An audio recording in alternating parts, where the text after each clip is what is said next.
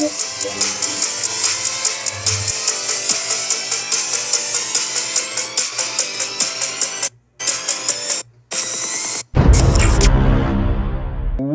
is going on to all my Autobots out there? It is your boy, your man, Stooksy Camo,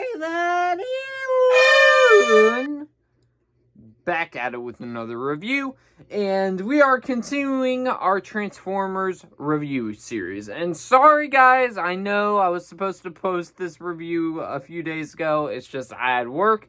But I am for those who are new to the channel and curious why I'm reviewing this, I am reviewing every single Transformers movie from the 1980s original animated movie up until Bumblebee, and reviewing those building up to Transformers 1, which if you guys are wondering where Transformers Rise of the Beast is, I already reviewed it a while back on my YouTube channel if you guys want to check those reviews out as well.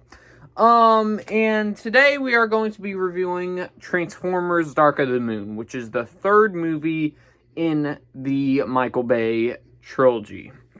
But before we get sexual beginning of the video, what's up guys, don't forget to subscribe if you're new to the channel, because number one, it's absolutely free, number two, we're also maybe able to YouTube algorithm recommend it to more people, maybe they could join.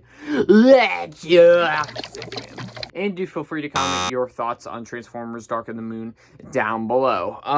But before we get into actual review itself, let's give a quick plot synopsis, shall we? So transition and choose Sammy up. Sam Witwicky and his new girlfriend, Carly, joined the fray when the evil Decepticons renewed their long-standing war against the Autobots.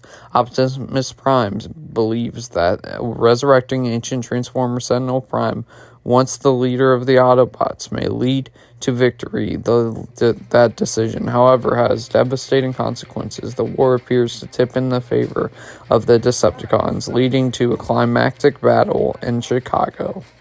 Alright, so Transformers Dark of the Moon, I've watched probably once or twice, or a couple times when I was younger, but I kind of forgot about it. I haven't rewatched it in a long time.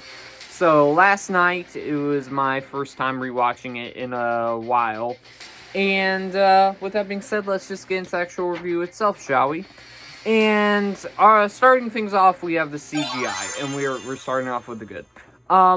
I will say this, for most of the Transformers movies, most of the CGI is good most of the time. And this one, the CGI is really good in here as well.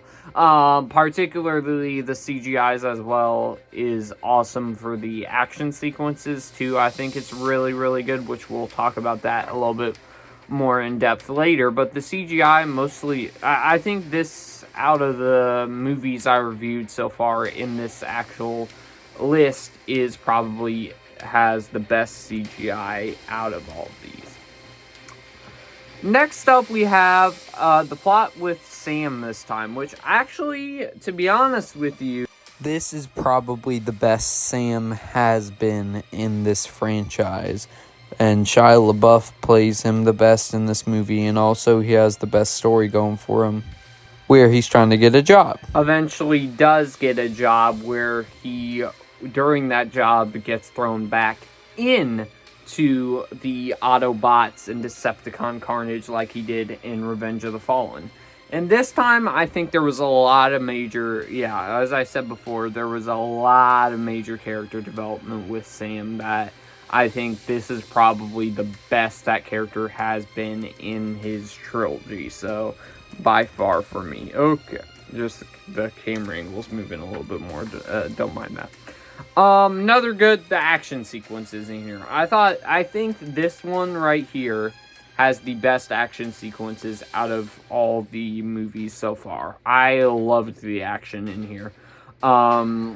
Particularly, we'll eventually talk about it a little bit more in the positive section, but the action sequences in the final acts are really good, and then also a little bit earlier on it's good too. So yeah, the action sequence is another positive. Another good, the new character of Sentinel Prime. I thought he was a welcome new addition to the franchise, and they do an interesting twist with his character, which I found quite good that they did with him, where they give him this big twist reveal. So yeah.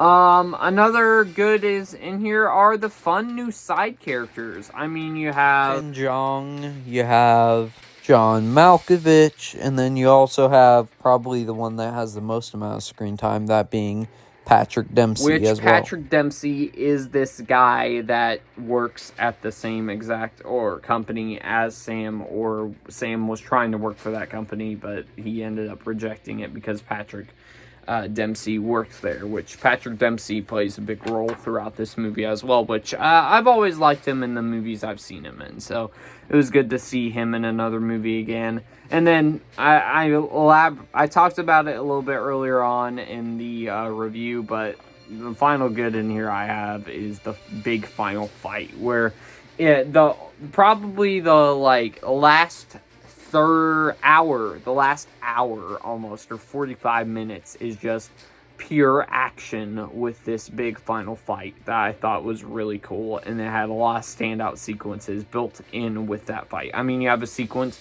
that's in the trailers where the building is tilted over and it's hanging on by a thread. That's a really thrilling action sequence in here. You also got a big battle between Optimus and Megatron and someone else too. That's really cool. So yeah. And then that is the good done. Now let's move on to the mixed aspects, which I only have one: the dialogue. There are some moments where the dialogue's good, but there's some moments that they're not.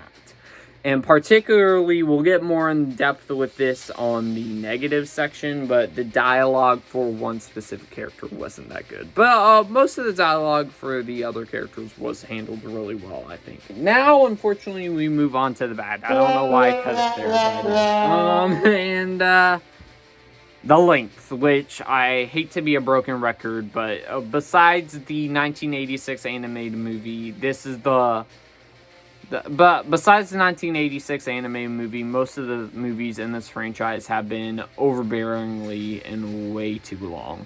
This one in particular is, I think, 2.5 hours long, almost 3 hours long, and it does not need to be that length whatsoever. And I think there's a bunch of moments throughout here that you could have trimmed out. If it was just that final battle sequence in the whole entire movie, maybe I'd be a little positive on it, but you have to fill the runtime with other stuff as well, so that would go there. Another bad, I mentioned this in the last movie review. Why a new girlfriend? So there's moments where the actress does act good, but why do we need a new girlfriend for Sam? Because probably Megan Fox didn't sign on to do this one, that's why. So they said, oh, screw it, we'll give Sam a new love interest. And I didn't see the relationship. I didn't connect with it a whole lot as much as I did with Sam and Michaela in the last two movies. And I bet I would have connected with it a little bit even more in this film, because it is the third movie in the franchise and could have been a ending to that trilogy with Sam and Michaela, but she didn't sign back on, so you have a new girlfriend that you can't connect with because you just got introduced to her in this film. Alright, another bad, Optimus isn't a big, he's not a big part of the movie. That's what I'll say. Optimus is not a big part of this movie in here. I think they kind of misuse him a little bit, but he's still used quite well in here, particularly in the final action sequence later on in the movie. But he's not a big part whatsoever, which I think a whole lot of these later Transformers movies do. He isn't a big part of any of them. So, with that being said, guys, that is the bad done. Now let's get into the actual toxic meta, and let's rank this. So, I will give this a toxic goodness a B-. And after it's been a while since I rewatched this movie, and yeah, it's good too. I would say it's a solid, decent Transformers movie. But with that being said, guys, that's just my thoughts on Transformers Dark of the Moon. Be sure to let me know your thoughts on the movie down below. But with that being said, guys, I'll see y'all next one, everybody.